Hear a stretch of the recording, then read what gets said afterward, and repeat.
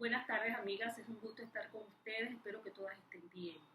Hoy vamos a hablar la segunda parte del tema que estuvimos viendo anteriormente acerca de los dos grandes mandamientos que nos dejó Jesús. En el contexto de la situación que está viviendo el mundo entero, del sufrimiento en que estábamos tantos enfermos, tantos muertos, tanta gente sin trabajo, a raíz de la pandemia por el COVID-19. Y decíamos que el mensaje reiterado que Dios nos está hablando es que nos humillemos, que nos arrepintamos de nuestros pecados y que cambiemos de actitud para que Él traiga sanidad a la tierra. ¿Por qué? Porque Dios, si bien es cierto, sí se duele del sufrimiento que tenemos en este momento, lo que Dios quiere evitarnos a nosotros es el sufrimiento por la eternidad. Y esa es la razón por la que Jesucristo vino al mundo, para salvarnos y que en lugar de sufrimiento eterno nosotros tengamos vida eterna. Ese es el mayor acto de amor que Dios nos ha demostrado porque Él nos ama.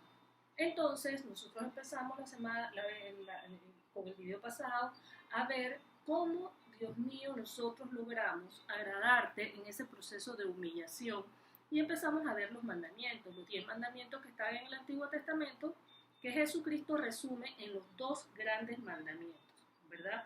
Que son amar, no lo sabemos, como amar a Dios sobre todas las cosas y amar al prójimo como a nosotros mismos.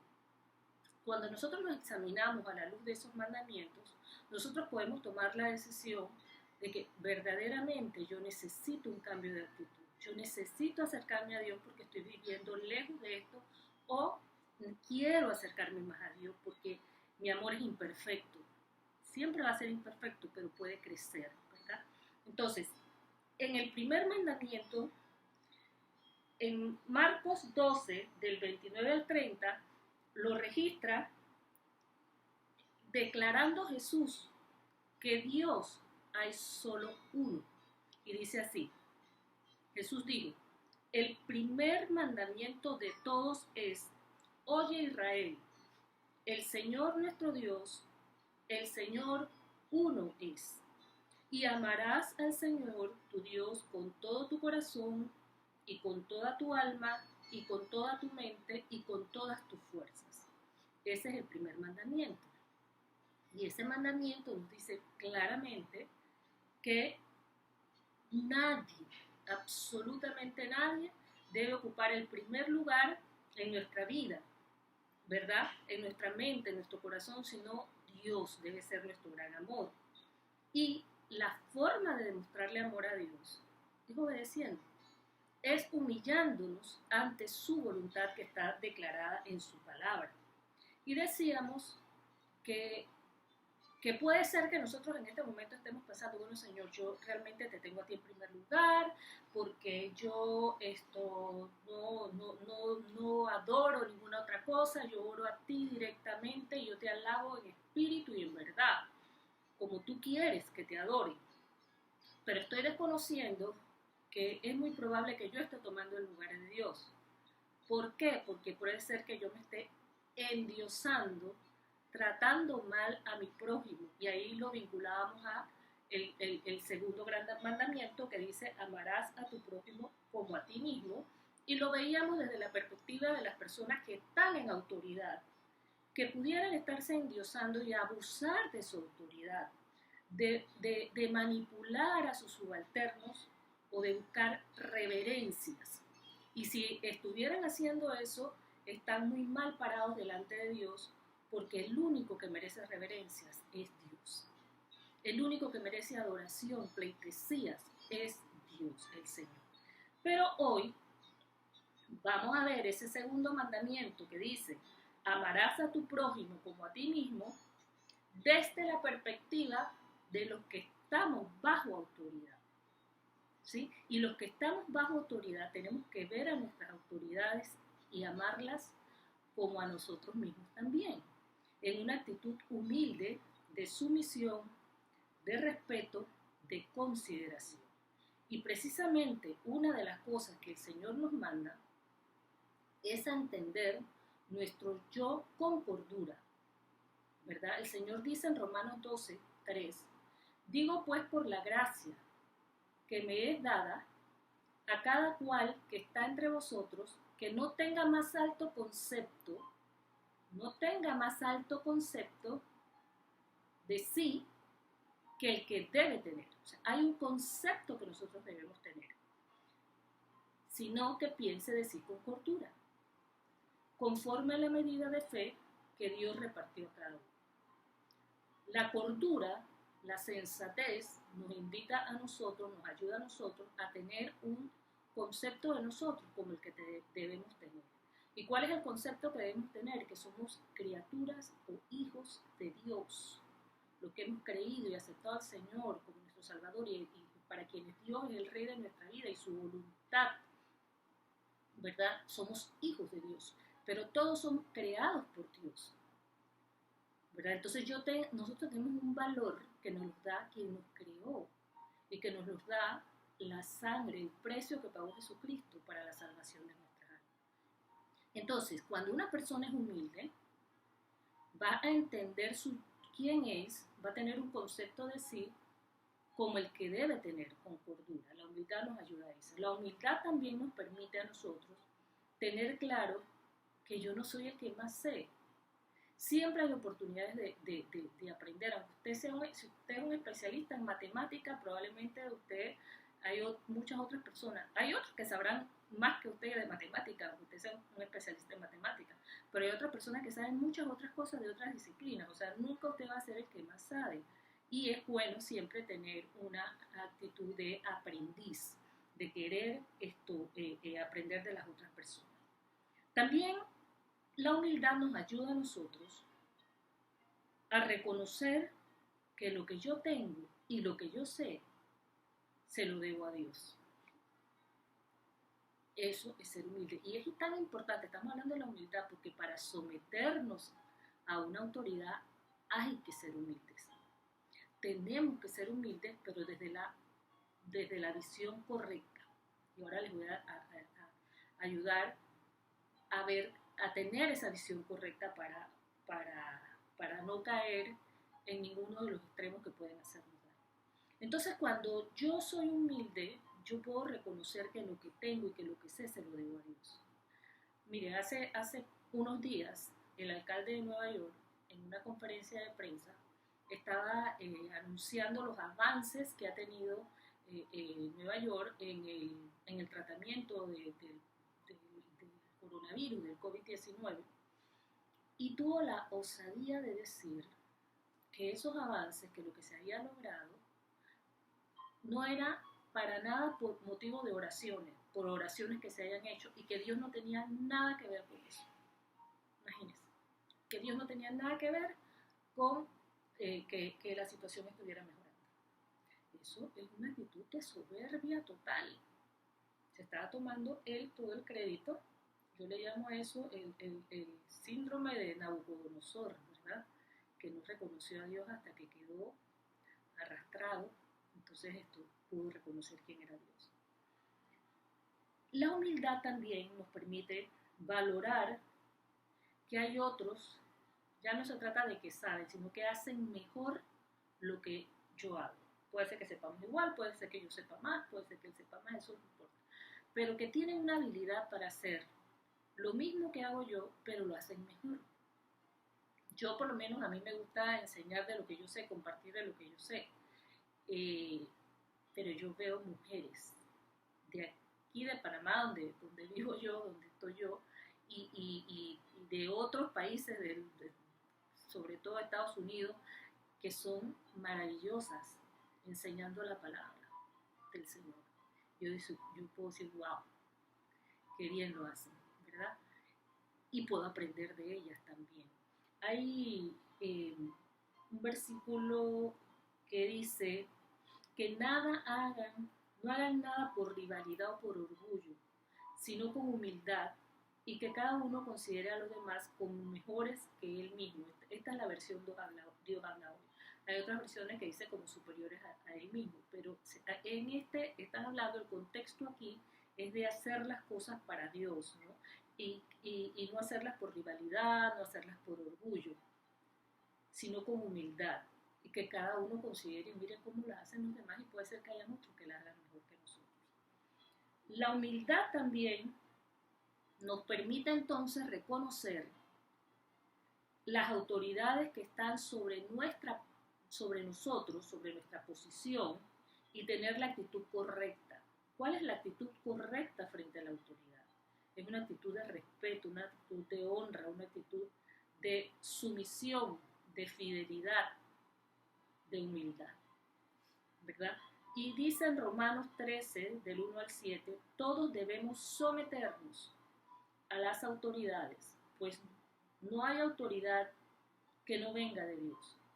Las autoridades que hay han sido establecidas por Dios. Por lo tanto, aquel que se opone a la autoridad, en realidad se opone a lo establecido por Dios, pues la autoridad está al servicio de Dios para tu bien. Por lo tanto, es necesario que nos sujetemos a la autoridad. Paguen a todos lo que deben pagar, ya sea que deban pagar tributo, impuesto, respeto u honra. No respetar la autoridad, no someterse, como dice aquí, no sujetarse a la autoridad, es un acto de rebeldía, que no se ajusta a los principios cristianos. Por el contrario, la rebeldía es fuente de muchísimos males. Entonces, ¿qué debemos hacer? ¿Cómo logramos someternos a la autoridad amando a nuestro prójimo?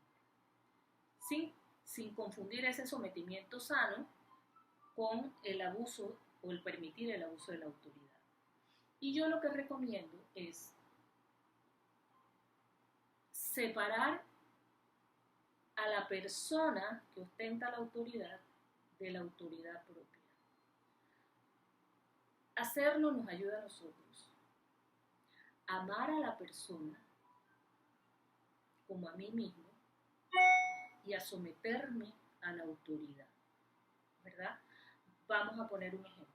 Vamos a poner que el señor Juan Pérez es el gerente del departamento de servicio al cliente, vamos a decir, del departamento de servicio al cliente, que es el lugar donde yo trabajo.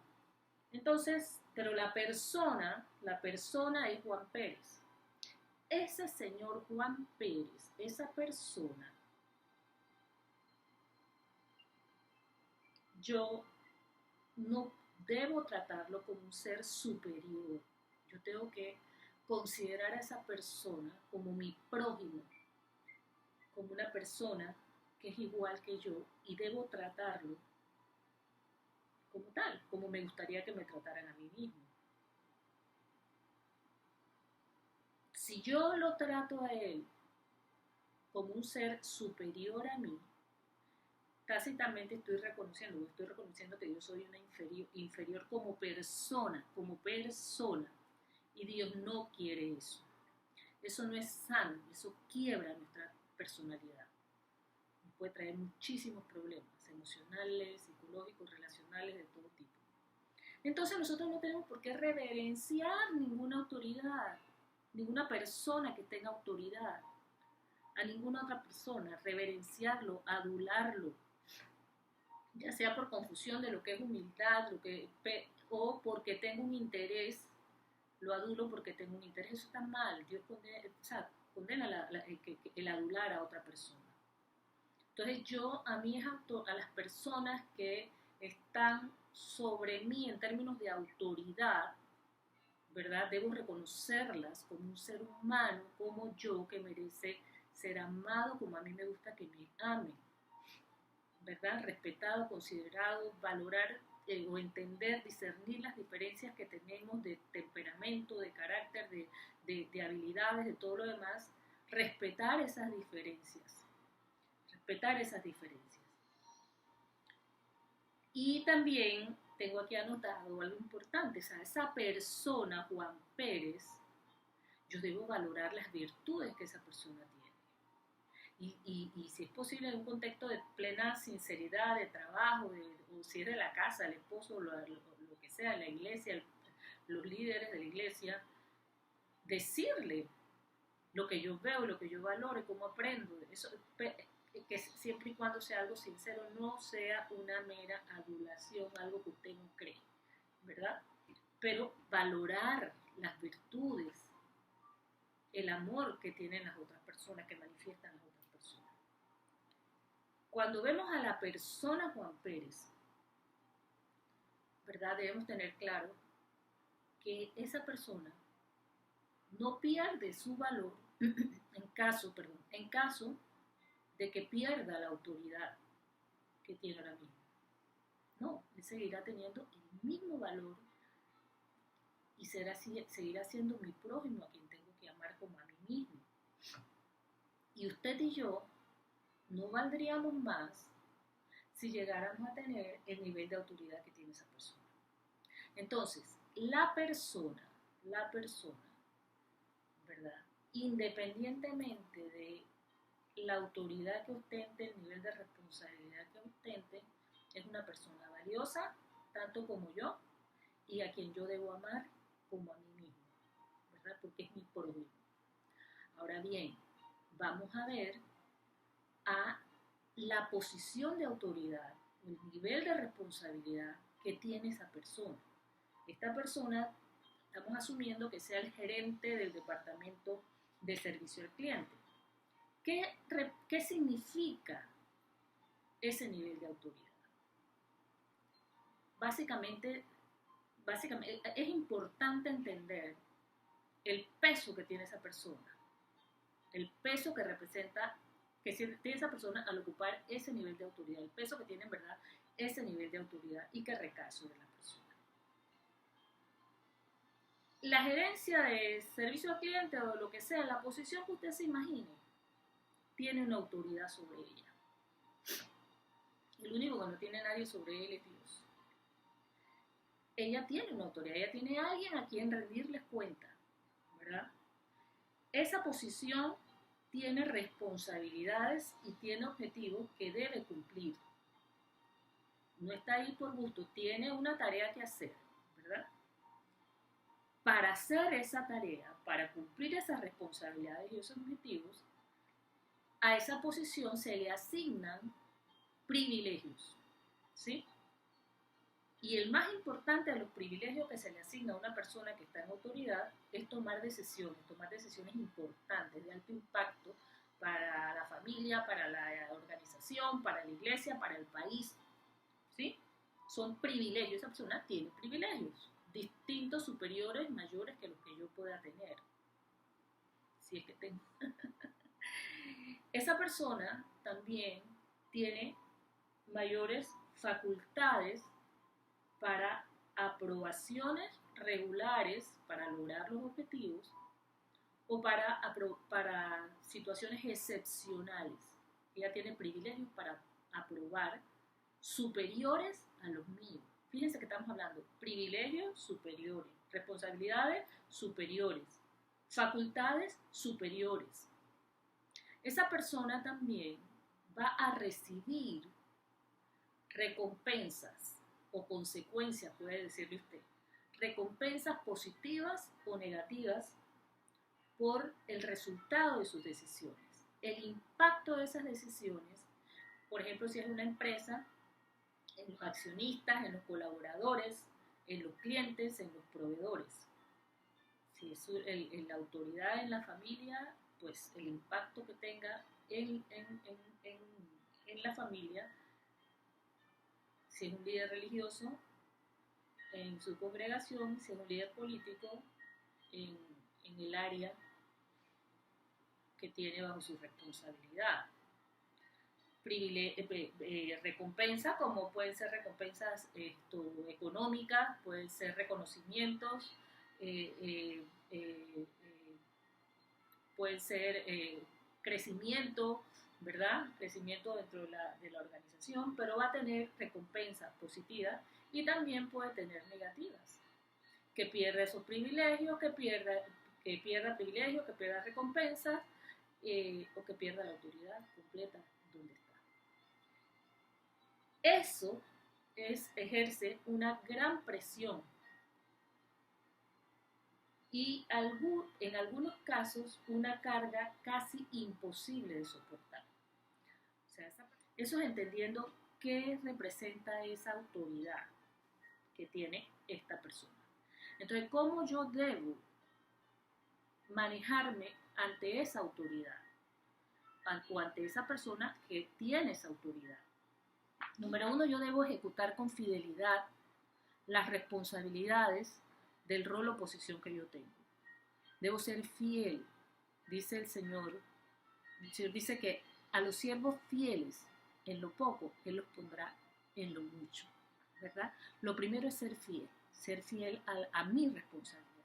Segundo es aceptar que esa persona, con esos niveles de autoridad superior a los míos, con esos privilegios superiores a los míos, puede tomar decisiones distintas a las que yo tomaría, ¿verdad? Por su criterio o por información adicional que tiene distinta a la mía. ¿Y cómo debo actuar yo? Si, por ejemplo, yo negué, vino un cliente, estoy en servicio al cliente, vino un cliente y pidió algo, reclamó algo, ¿verdad? Y yo lo negué. Le dije, no, yo necesito esto y esto y esto para poder procesar lo que usted está solicitando. Y me quedé ahí. No pensé, uy, voy a preguntarle a mi jefe, al gerente, porque puede ser que él sí decida hacerlo o lo que sea, o yo con la información que tenía, no, me parecía que no había forma y lo negué. Pero esta persona fue a donde el gerente. Y el gerente vio otras cosas, hizo uso de su privilegio y le aprobó lo que el cliente quería. Y ese cliente viene feliz de la vida y donde a mí me dice, ay, fíjese que la gerente me lo aprobó o que el gerente me lo aprobó. ¿Qué debo hacer yo si soy una persona humilde? Yo debería decirle al cliente, uy, qué bueno que lo pudimos ayudar, me alegro muchísimo que que hayamos resuelto su situación.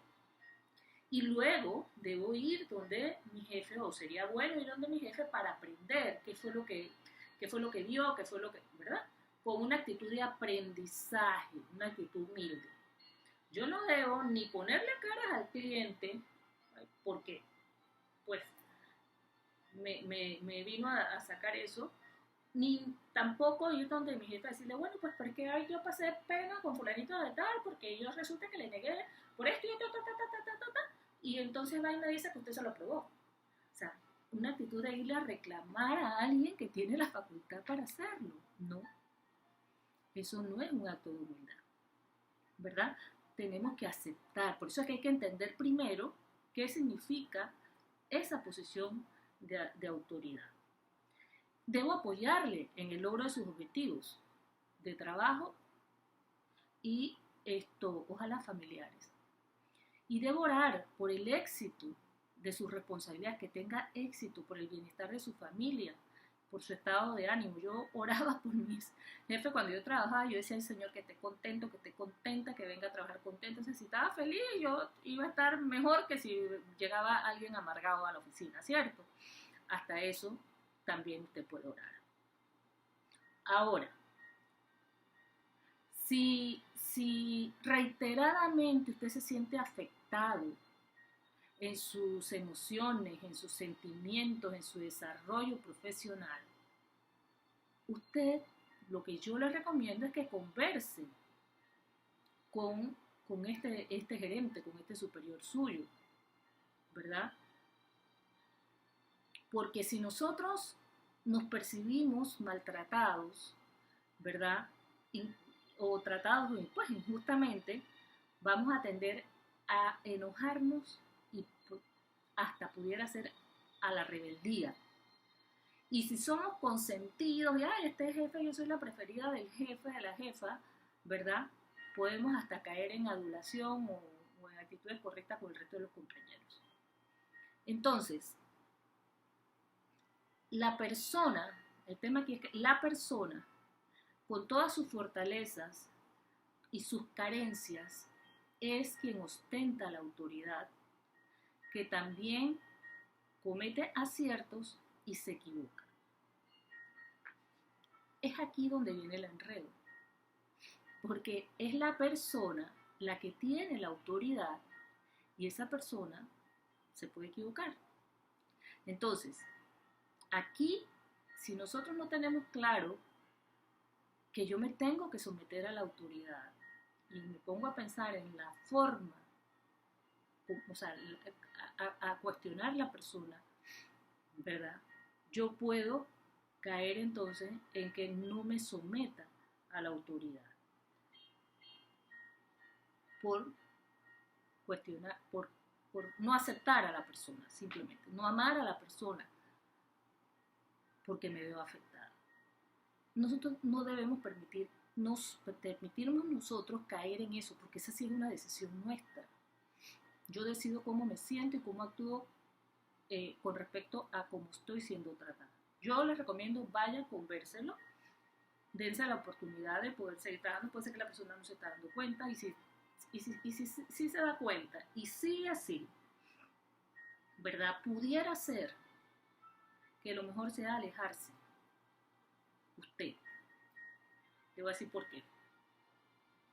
Nosotros estamos obligados, contractualmente, si es en una organización, y moralmente, porque nos lo dice el Señor, a someternos a las autoridades que están sobre nosotros. Autoridades en la familia, autoridades donde trabajamos, autoridades en la nación. Eso es lo que nosotros tenemos que hacer. Tenemos que hacer. Y si yo tengo suficientes razones válidas para sentirme, para estar ya mal, o sea, ya estar afectada en mis emociones y hasta en mi desempeño pudiera afectarme, porque la autoridad tiene actitudes contra la ética, contra la ley, contra la palabra de Dios, ¿verdad? Entonces, por mi salud, por mi corazón, por mi relación con Dios, es mejor que yo me vaya. Es mejor que yo me vaya. Porque si voy a caer en rebeldía, la rebeldía es pecado. Pero el irme no es pecado. Si yo me estoy yendo por razones válidas y ya hice lo posible, ¿verdad? Mire, la gente no se va de su país ni de una organización por el país, porque no ama el país o porque no le gusta la organización. La gente se va del país porque por los líderes, ¿verdad? Por las condiciones a las cuales los líderes han llevado al país, no porque no amen el país, o por la organización, por los líderes en la organización, ¿verdad? Entonces, eso no es pecado. Pero si usted se queda en esa organización enojado, en rebeldía, entonces usted sí puede caer en ese pecado y usted debe guardar su corazón. Y debe guardar su salud también, porque el estrés crónico es dañino para el alma, para el cuerpo, para su salud emocional. Bien, ahora, estamos hablando de abandonar una organización de cualquier tipo, menos la familia. Si usted tiene problemas con la familia, busque un consejero, ¿verdad? Que puedan tomar las acciones adecuadas para la situación que usted está pasando y seguir adelante. A eso no, por ejemplo, un matrimonio, hay luchas, hay pruebas, hay situaciones difíciles que uno hasta puede pensar, ¿esto qué va? No tiene, sí tiene acomodo. Hay que trabajar. Y ponga su esperanza en Dios. No la ponga en que la otra persona como usted la está viendo, ni la ponga en usted como se está viendo usted. Póngala en lo que Dios puede hacer en la medida que ustedes se acerquen a Dios. Y si usted es la primera que está recibiendo el mensaje de Dios, empiece usted.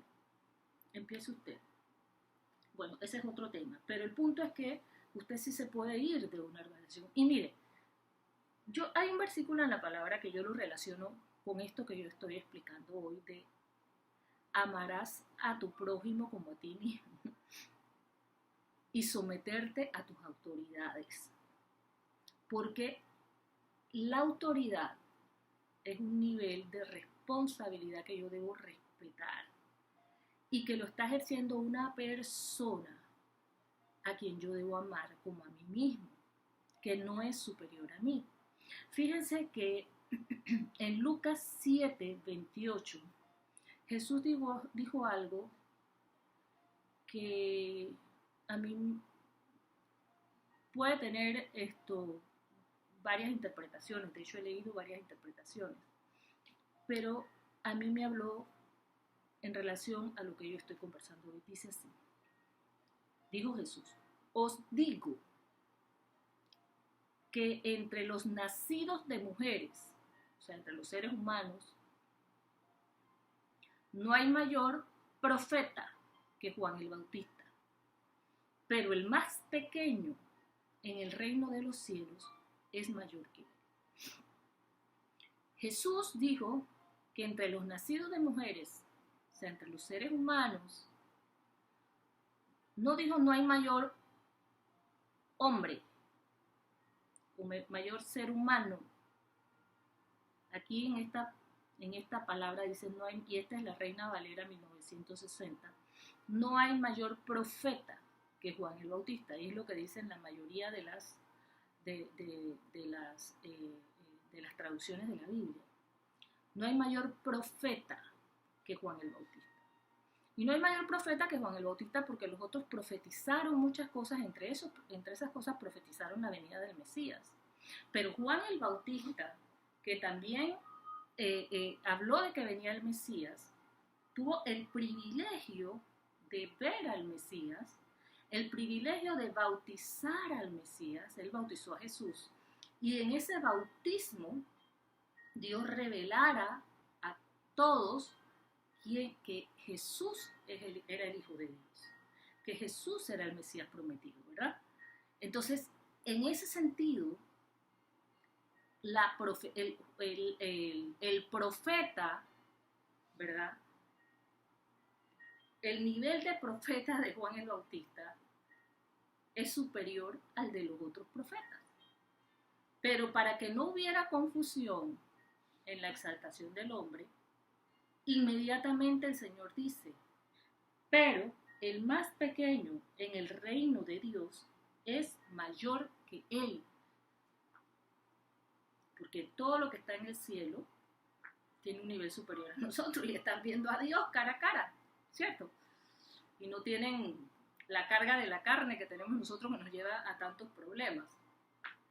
Entonces, en esta segunda parte es que he oído otras interpretaciones de que se refiere a otras dispensaciones y tal y cual, pero yo lo veo tan claro como que Jesús está diciendo, tú puedes ser profeta, tú puedes ser evangelista, tú puedes ser pastor, tú puedes ser gerente, presidente, todo lo que sea. Y tú puedes estarte desempeñando mejor que otras personas, como vimos hace un momento que dice Romanos. O puedes tener niveles de autoridad superior a otras personas, ¿verdad? O nivel de autoridad superior a otros niveles de autoridad, perdón. Pero como persona no te equivoques, no te equivoques. Eres exactamente igual que cualquier otro mortal. Bueno, para concluir, cierro diciendo que un corazón humilde cumple los dos mandamientos. Se puede humillar delante de Dios en adoración, en obediencia a su palabra, sin creerse superior a otra persona, sin endiosarse, sin quitarle el lugar a Dios. Y también puede ser humilde ante su semejante, ya sea que son pares en términos de autoridad o que esa persona ocupa una autoridad superior a uno, o que uno está en autoridad sobre otras personas. O sea, una persona humilde puede amar al prójimo como a sí mismo y puede amar a Dios al punto de humillarse completamente. Bueno, vamos a orar, ¿les parece?